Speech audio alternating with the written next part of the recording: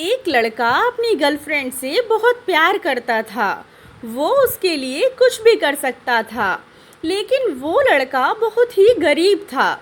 ना तो उसके पास गाड़ी, ना ही बंगला और ना ही अपनी गर्लफ्रेंड को घुमाने के लिए ज़्यादा पैसे हुआ करते थे। एक दिन दोनों ने एक मॉल के बाहर मिलने का वादा किया। लड़की उस लड़के का इंतज़ार कर रही थी। कुछ देर बाद लड़का आया तो लड़की क्या देखती है कि लड़के की शर्ट कंधे से थोड़ी फटी हुई थी। फटी हुई शर्ट देखकर तुरंत लड़की ने कहा कि तुम आज ये शर्ट पहनकर मुझसे यहाँ मिलने आए हो, तुम्हें पता भी है तुम्हारी शर्ट फटी हुई है।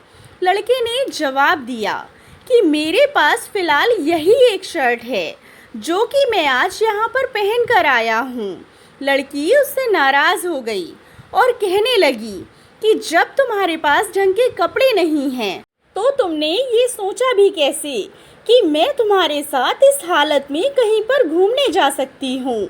लड़के ने कहा ठीक है, तुम नाराज़ मत हो, मैं नेक्स्ट टाइम ज़रूर अच्छे कपड़े पहन कर आऊँगा और हम इससे भी अच्छे मॉल में घूमने जाएंगे, लेकिन प्लीज़ तुम नाराज़ मत हो।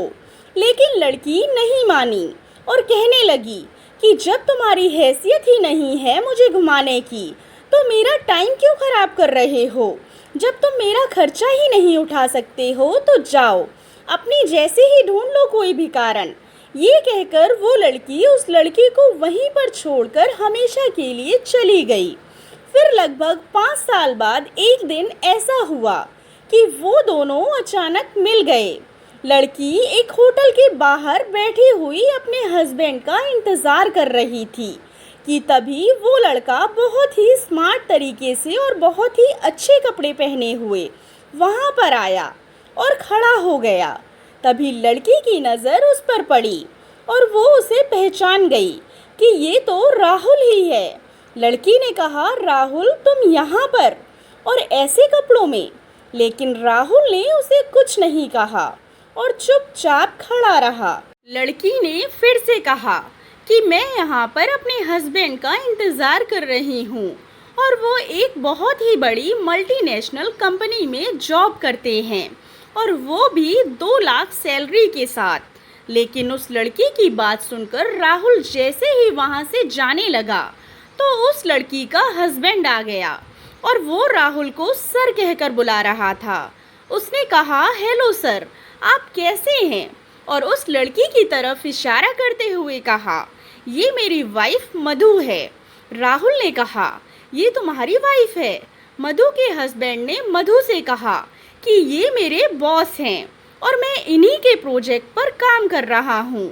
मधु को तो जैसे सदमा ही लग गया था कि जिस लड़के को उसने कुछ पैसों के लिए छोड़ दिया था वो आज इतना अमीर है। वो राहुल की तरफ ही देख रही थी पर नीची निगाहों से, और वो अपने आप को बहुत ही शर्मिंदा महसूस कर रही थी। तभी मधु के हस्बैंड ने कहा कि किसी ने मेरे बॉस को तब छोड़ दिया था जब इनके पास पैसे नहीं थे। वो लड़की सिर्फ पैसों को प्यार करती थी, मेरे बॉस को नहीं।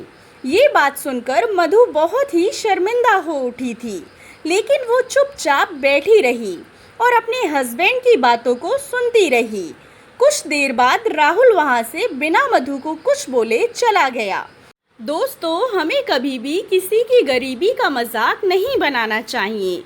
ना जाने कब कौन कैसे गरीब से अमीर हो जाए। समय कभी भी एक सा नहीं रहता, ये हमें हमेशा याद रखना चाहिए।